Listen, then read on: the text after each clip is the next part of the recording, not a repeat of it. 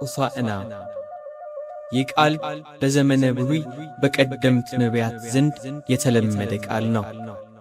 አቤቱ እባክህ አሁን አድን፣ አቤቱ እባክህ አሁን አቅና፣ በእግዚአብሔር ስም የሚመጣ ብሩክ ነው። መዝሙረ ዳዊት መዝሙር 117 ከቁጥር 25 እስከ 26። የሆሳዕና በዓል አምላካችን ኢየሱስ ክርስቶስ በአህያ ጀርባ ተቀምጦ ወደ ኢየሩሳሌም ሲገባ የሚቀድሙትና የሚከተሉት ሕዝብ በተለይም አህሩክ እና ሕፃናት ሆሳዕና ለዳዊት ልጅ በጌታ ስም የሚመጣ የተባረከ ነው፣ ሆሳዕና በአርያም በማለት ጌታችን በክብር መቀበላቸውን የሚያስታውሱበት በዓል ነው። በዓለም ሆሳዕና የሚለውን ስያሜ ያገኘው በዕለቱ ከተዘመረው መዝሙር ነው። ታሪካዊ አመጣጡ የመልካም ምኞትና የድል አድራጊነት መገለጫ ሆኖ ከደገኛው አባታችን ይስሐቅ ልደት ጋር ተያይዞ የመጣ ነው። ይኸውም ሳራ የወሊድነት ዕድሜዋን ጨርሳ ልማደ አንስት ከተቋረጠባት በኋላ ሁሉን ቻይ የሆነ አምላክ ይስሐቅን በሰጣት ጊዜ ዘመዶቿ የተሰማቸውን ደስታ ለመግለጽ የዘንባባ ዝንጣፊ በመያዝ የጎበኛት አምላክን አመስግነዋል።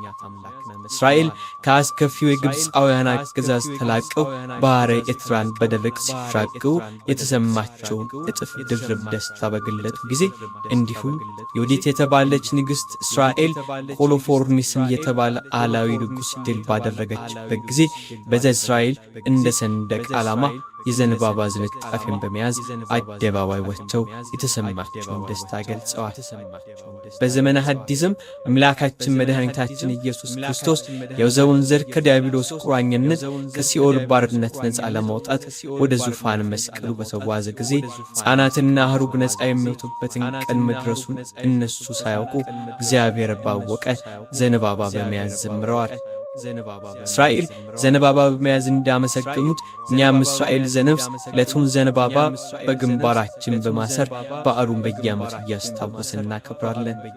ይኸውም በዓል በተዋህዶ እምነታችን የበዓል አከባበር እሳቤን ከማስታወስ እጅጉን የሚሻገርና በረከት የሚገኝበት በዓል መሆኑን ልንገነዘብ ይገባል።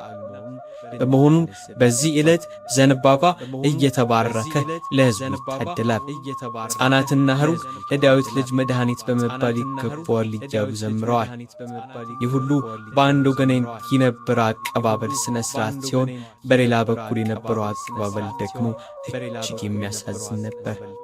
ሥርዓተ ኦሪትን ትንቢተ ነቢያትን በሚገባ እንከተላለን ይሉ የነበሩ ጸሐፍት ፈሪሳውያን መምህር ሆይ ደቀ መዛሙርትን ገሥጻቸው አሉት።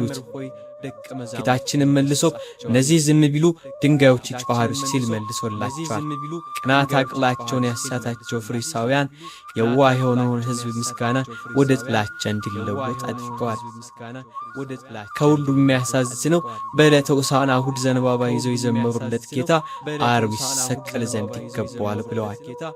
ጌታችን አምላካችን ኢየሱስ ክርስቶስ በአህያ ጀርባ ላይ ተቀምጦ ወደ ኢየሩሳሌም ገባ።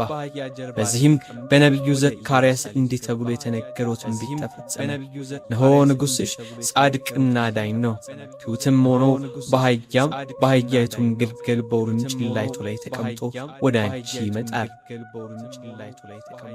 ጌታችን በአህያ ጀርባ ተቀምጦ ወደ ኢየሩሳሌም መግባቱ የሰላም ንጉሥ መሆኑን ያመለክታል።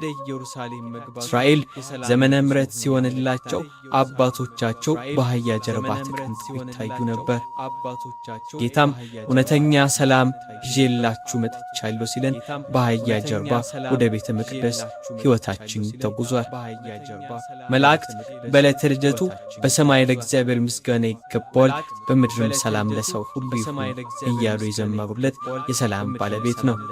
በመዋዕለ ትምህርቱም ሰላሜን እሰጣችኋለሁ ብሎ እንዳስተማረን ሰላም የሚሰጥበት ለመቅረቡን ለማመልከት ነው። በሌላ በኩል በአህያ ጀርባ መቀመጡ ህው ምስጢር አለው። በአህያ ጀርባ የተቀመጠ ሰው ሌላውን አሳዶ አይዝም፣ እርሱም ሮጦ አያመልጥም። በዚህም ጌታችን በእምነት ለሚፈልጉት የሚገኝ ቅርብ ሲሆን፣ በእምነት ለማይፈልጉት ግን የማይገኝ መሆኑን አስተምሯል። ስለዚህ እግዚአብሔር ቤተሰቦች ፀሐይ በዕድሜያችን ሳትጠልቅ በእምነት እንፈልገው። የአህያ ጀርባ ያልናቀ አምላካችን ትሑት ስብዕናና የተከበረ ልቦና ወዳለው ሰው ዘወትር ይጓዛል። ተዋረደውና የተከበረውንም ልብ አይነቅም። ለታሰሩት መፈታትን ሊሰብክ ሰው ሆነው ጌታችን ከማሰሪያዋ በተፈታች አህያ እንደተቀመጠ ሁሉ ከኃጢአት እስራት በተፈታ ሕይወት ዛሬም ያድራል። እውነተኛ ሰላምን ይሰጣል። ስለዚህ ንስሐ ገብተን ጌታችን ሆሳዕና በአርያም እያልን እናመሰግነው ይገባል። ወስብሐት ለእግዚአብሔር ወወላዲቱ ድንግል ወለመስቀሉ ክቡር ለዓለመ ዓለም አሜን። ወለመስቀሉ ክቡር ለዓለመ ዓለም አሜን። ወላዲቱ ድንግል ወለመስቀሉ ክቡር ለዓለመ ዓለም አሜን። ወላዲቱ ድንግል ወለመስቀሉ ክቡር ለዓለመ ዓለም አሜን።